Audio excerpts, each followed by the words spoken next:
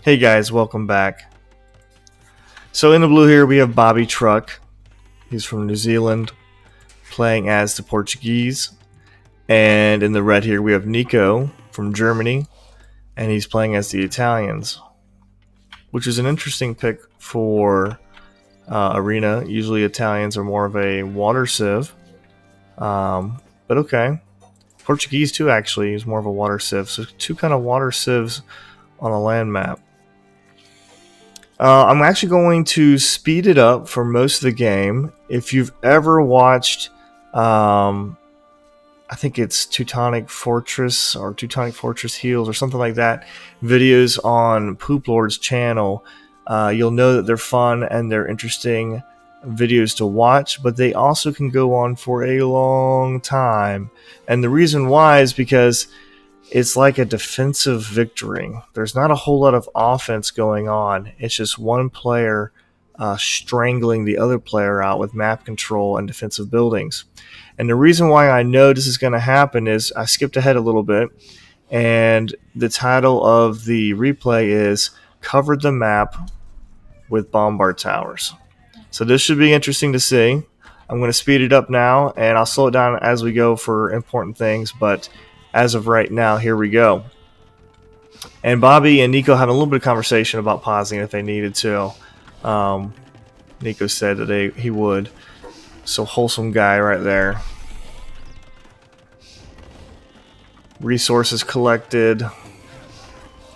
Villagers going on here. Bobby with a slight lead. There is a slight advantage for Bobby and Eco. Or Elo, excuse me. And I'm going to start putting the people that are playing, I'm going to start putting their stats and like where they're from and stuff like that inside of the description for the video. That way anyone that wants to check it can look there. I'm not going to always talk about it every single time, but you can always reference it there if you'd like. So there we go. Bobby and Nico both in feudal. Bobby's already on his way to Castle Age. I don't know if you noticed because it's going kind of fast, but Bobby actually added in Dark Age farms. And he dropped his Siege Workshop and his University as his Castle Age buildings and is on his way to Imperial Age. Now Nico is now in Castle Age. And look at that. That was a 20-minute Imperial Age by Bobby. Oh. Feitorias. 3 feitorias. Okay, so feitorias, if you're not familiar with them, they give you an endless supply of food, wood, gold, stone, and you'll see them typically on like water maps, but this is interesting on arena, especially because he's going to go for bombard towers here, getting out a bombard cannon to defeat that ram that was attacking him. The thing about feitorias though is they do take up 20 population space, and that's what, 6 feitorias right now? 7 feitorias? Yeah, 7 feitorias. So 140 of his pop space is in feitorias alone, and he has 51 villagers as it is. So nearly pop capped due to feitorias. Coming over here, wants to try and collect some of the stone literally right next to Red's TC. Red reacts and kills all of Blue's villagers. And oh, that's funny. Dropping a bombard tower right there on the town center. Blue even walls in his villager. Boink. Ha. And interesting, Red got quite a few upgrades for his knights, but did not get bloodlines. Italians do get bloodlines, so kind of strange that he didn't get that. And Nico's in Imperial Age now. And he did collect all 5 relics as well. But the monastery is not behind wall. It's next to a castle, but why not bring them back where they're safe at home? Interesting choice there. We'll drop a defensive castle. And Blue completely abandoning his farms. There's no reason to have farms going non-stop when you have 7 feitoria. has almost 5,000 food in the bank, over 5,000 gold, and he only has 49 villagers and 1 TC, mind you. Red has what, 4 TCs? Yeah, 4 TCs to 1. And the Bombard Tower is just popping up everywhere. Even dropping a few buildings to keep his villagers alive, safe from raids. And Red actually sent a battering ram over to this tower. It's attacking the wall though. And Bombard Towers actually used to do really good damage against rams. They changed the type of damage they do now, so they do very little damage. But this villager is going to come in here and save the day. Red going into light cav, still no bloodlines. Will deny that Bombard Tower. Comes forward trying to make a conversion. Will get absolutely smashed. Oh, lordy.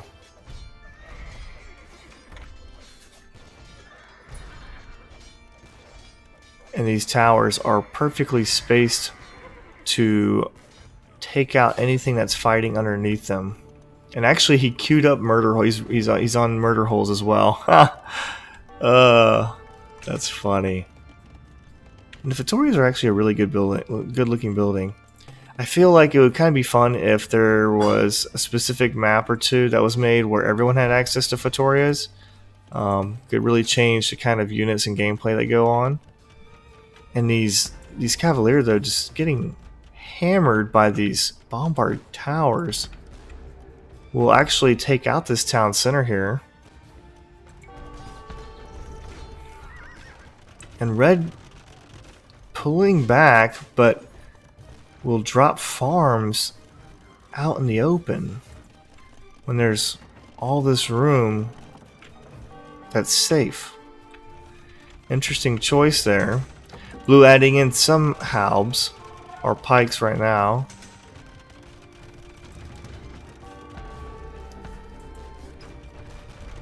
Keeps trying to clean these villagers up and deny access to stone, but it doesn't matter if Blue has stone on the map. He's got a crap ton of stone from the feitorias. Has 1,500 stone in the bank.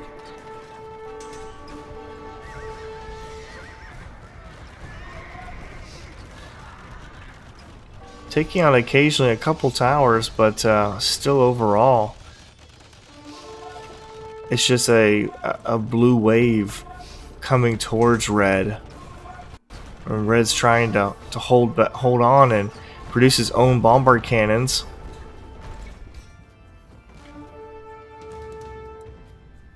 Taking out Trebs even. Oof. Almost takes out the second Treb. As my dog's banging around in the kitchen. Oh lord, did you see that split? Ah! We'll send in a Hussar here to try and take out this bomber cannon.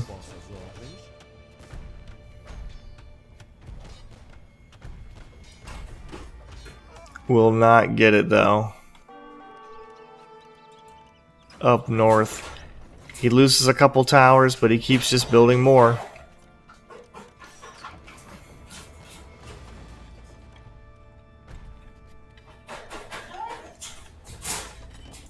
I can hear my dog in the background getting excited, wagging his tail, banging up against the cage. Ooh, that was a waste. That one Bombard tower goes down, but so do all those Cavalier.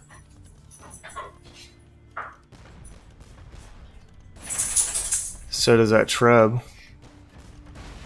And that Treb. And if you notice, Blue isn't doing like an aggressive push. He isn't like forcing the issue. It's just a slow stranglehold on map control. And every time Red pushes back, he gets a little bit, but then immediately loses whatever he sends out there to gain that little bit of ground. And then Blue just builds another one or a couple more.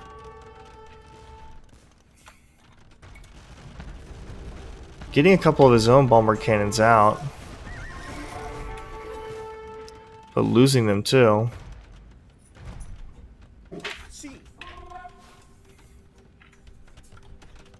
Trying to repair this castle here. Adding in a second defensive castle back home as well. Still has access to a decent amount of gold here. Only has 4 miners on it though.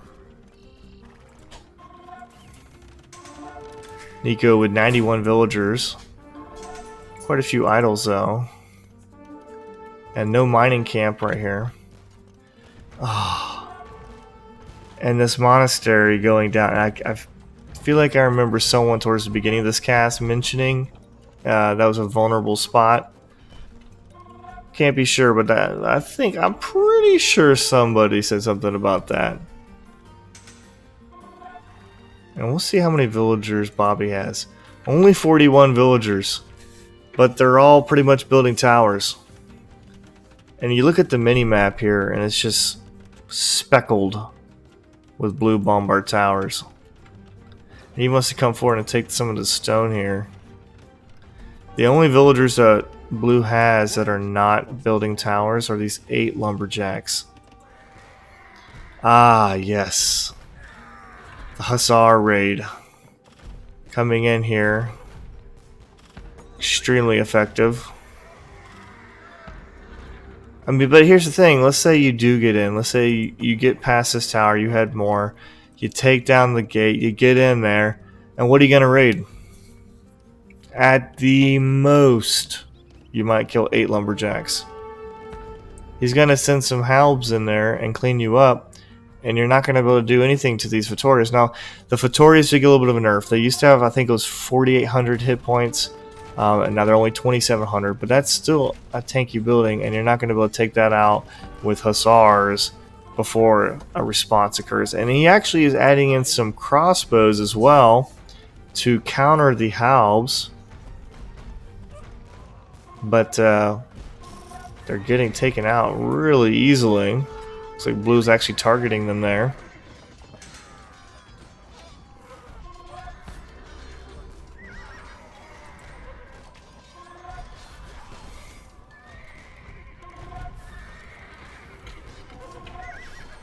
I'm going to speed it up again here as these towers just keep coming down, It's like, okay, push me, I'll just hop back in my towers.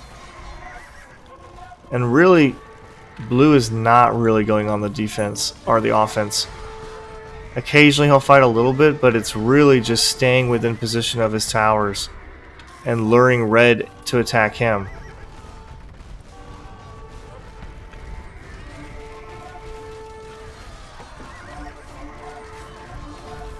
Over and over and over and over and over again.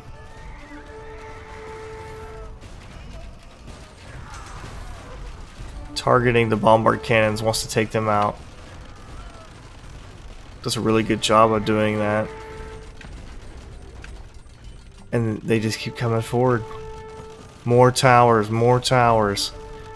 And red losing these exposed farms. I mean, if you have map control and no space in your base to build additional farms, I could see adding it in. But these farms, there's no castle, there's no town center anymore, or no castle anymore. That's just a poor choice. His ego at home, though, is untouched at this point. It's because blue is not really going on the offensive.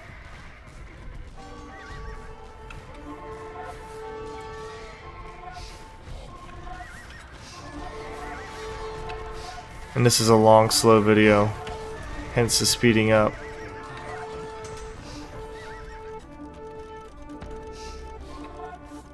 Over and over and over and over again. And red finally calls the GG. But you look at the mini-map.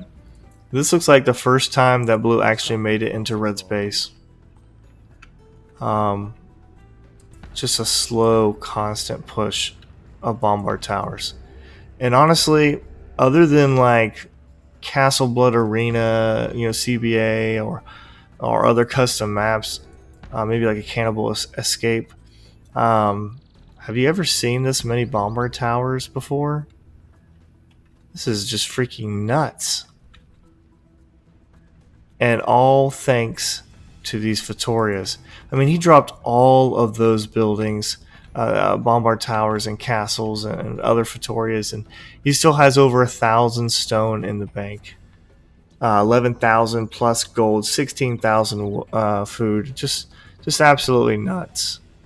And that's the thing, is if you're going to play 1v1 against a Portuguese player, you've got to hit them quick. Take them out before they get to imp and get feitorias and can outlast you. Because Portuguese are like a gunpowder sieve with their organ gun, etc. And once you run out of gold, all you're going to be able to do is produce trash, which is not going to do too well against gunpowder units most of the time. Just something to think about in the future. And he never did get bloodlines. Doesn't matter anyway. Anyway, guys, hopefully you enjoyed seeing something weird and strange and unusual on Arena. I know I did. We'll catch you later.